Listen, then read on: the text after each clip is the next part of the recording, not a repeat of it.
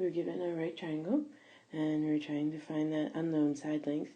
So I did a little color coding here to make sure I could keep track of my sides. The only side that really matters which one is which is the hypotenuse. I found my right angle and drew the arrow across from it to make sure I knew which one was which. So I have 2 squared plus the unknown. I picked it to be b. It could be a, but I picked b. So I have 2 squared plus b squared equals 8 squared. And remembering that squaring means to multiply by itself and not by 2. So I have 4 plus b squared equal to 64. And then from there I'm going to subtract the value of 4 from each side. So I'm left with b squared equal to 60. So this is where we switch over from things you might have done in earlier years, and we're fully into our 8th grade work, because now we're going to be doing the square root on each side. So that leaves you with b equal to the square root of 60. Now 60 does need to be simplified.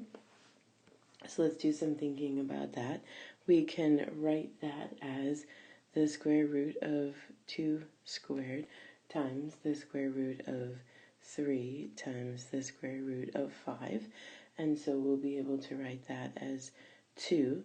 Right, so this can come out of the square root, but these unfortunately don't have a pair, so they need to stay. So I'll have 2 square root of 15. That is your exact value. You also can do an estimate.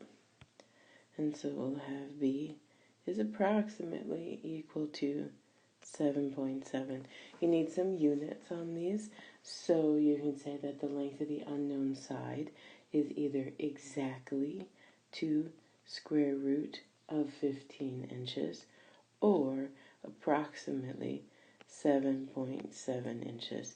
So you make sure that you have your units. Sometimes we do all the work for Pythagorean theorem. You get to the end and it's like, oh, I forgot my units. Don't forget your units.